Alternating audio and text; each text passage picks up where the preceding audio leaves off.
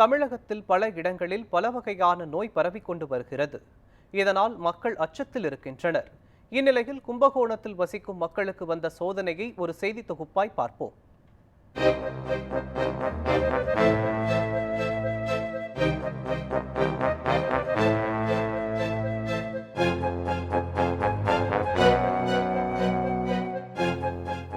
தமிழ்நாட்டில் பாரம்பரியமும் பண்பாடும் நிறைந்த நகரமாக விளங்கும் கும்பகோணம் இன்று சுகாதார சேவைகள் மற்றும் நகர மேலாண்மை குறைவால் பல சவால்களை எதிர்கொண்டு வருகிறது. குறிப்பாக மாநகர பகுதிகளில் ஓடிவரும் வாய்க்கால்கள் சாக்கடை கழிவு நீரால் நிரம்பி தண்ணீர் தேங்கி நிற்கும் இடங்களாக மாறி உள்ளன. இது கொசுக்களை அதிகம் பெருக செய்யக்கூடிய சூழ்நிலையை ஏற்படுத்தி வருகிறது.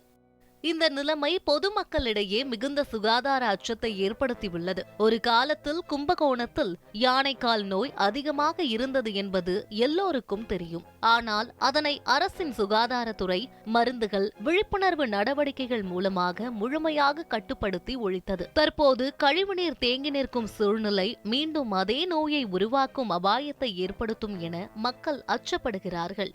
யானைக்கால் வியாதினாக்க கும்பகோணம் தாங்க தமிழ்நாடு ஒரு பேர் இருந்துச்சு. சமீப காலமாக பார்த்தீங்கன்னாக்கா வரக்கூடிய ஆட்சியாளர்கள் இந்த மோரிலாம் இல்லாத அளவுக்கு செஞ்சதோட்டு இந்த யானைக்கால் வியாதி இல்லாமல் இருந்துச்சு.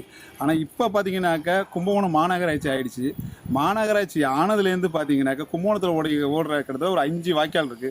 5 பாசன வாய்க்காலையும் மோரி தண்ணி மட்டும்தான் ஓடுது. பாசன தண்ணியை ஓடுறது கிடையாது. ஒன்று. ரெண்டாவது பார்த்தீங்கன்னாக்கா ஒவ்வொரு வீட்டினுடைய பாதாள சாக்கடை கனெக்ஷன் நிறையா பேர் அந்த போட்டிருக்காங்க. அது மாநகராட்சி இந்த ஒரு நடவடிக்கை எடுக்காமல் இருக்குது.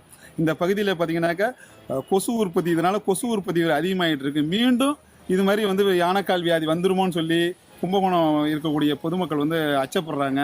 மாநகராட்சி உடனடியாக நடவடிக்கை எடுத்து கொசுவை தடுக்கணும், யானைக்காலை வராத அளவுக்கு தடுக்கணும்னு கும்பகோணம் மக்கள் மிகவும் எதிர்பார்த்துட்டு இருக்காங்க. இதை உடனடியாக தடுக்கிறதுக்கு மாநகராட்சி நடவடிக்கை.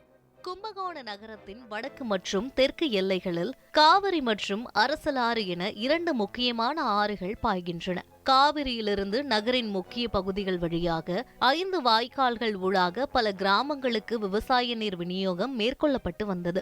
ஆனால் தற்போது அந்த வாய்க்கால்களில் விவசாயத்திற்கான நீர் செல்வதற்கு பதிலாக கழிவுநீர் மற்றும் சாக்கடை கலந்த நீரே ஓடுகின்றது. மேலும் பல இடங்களில் பிளாஸ்டிக் பொருட்கள் அந்த வாய்க்கால்களின் நீர் செல்லும் வழியில் அடைத்து கழிவுநீர் தேங்கி நிற்கும் நிலை ஏற்பட்டுள்ளது. காசிராமன் தெரு, பாணாதுரை, பழைய மீன் மார்க்கெட் உள்ளிட்ட பகுதிகளில் இந்த சிக்கல் அதிகமாக காணப்படுவதாக அப்பகுதி மக்கள் வேதனை தெரிவிக்கின்றனர். இங்குள்ள மக்கள் கொசுக்களின் ஆதிக்கம் காரணமாக அவதிக்கு ஆளாகியுள்ளனர். குறிப்பாக குழந்தைகள் மற்றும் வயதானவர்கள் அதிக ஆபத்தில் உள்ளனர். கும்பகோணம் மாநகராட்சி பணியாளர்களை பொறுத்த வரைக்கும் கும்பகோணத்தை சுற்றி இருக்கிற இந்த பாசன வாய்க்காலை ஒட்டி வளரக்கூடிய காடு செடி எல்லாம் இருக்குல்ல, ஒரு மாதத்துக்கு ஒரு முறை சுத்தம் பண்ணுவாங்க. இப்போ கடந்த 10 மாதங்களா சுத்தம் பண்ணவே இல்லை.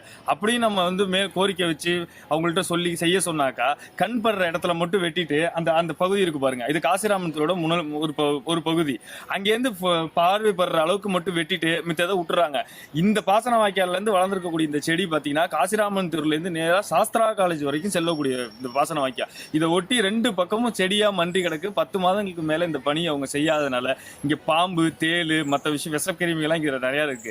இதனால கதண்டு கூடு கட்டி கதண்டு கடிச்சு நானே கதண்டால பாதிக்கப்பட்டிருக்கேன். இதை சுத்தம் செஞ்சு மாநகராட்சி நிர்வாகத்தால் 10 மாதங்களுக்கு மேல இந்த பணியை தொடர்ந்துதான் நான் பார்க்கலங்க. இதை உடனடியா செய்யணும். இது மக்களுக்கு இதனால பல இன்னல்கள் ஏற்படுது. நிலைமைகளால் ஏற்கனவே ஒழிக்கப்பட்டிருந்த தொற்று நோய்கள் மீண்டும் பொதுமக்களின் உயிர் பாதுகாப்பை அச்சுறுத்தக்கூடிய அபாயம் நிலவுகிறது.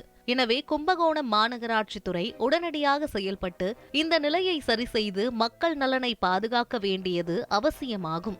நியூஸ் 7 தமிழ் செய்திகளுக்காக செய்தியாளர் ஸ்ரீனிவாசராமன்.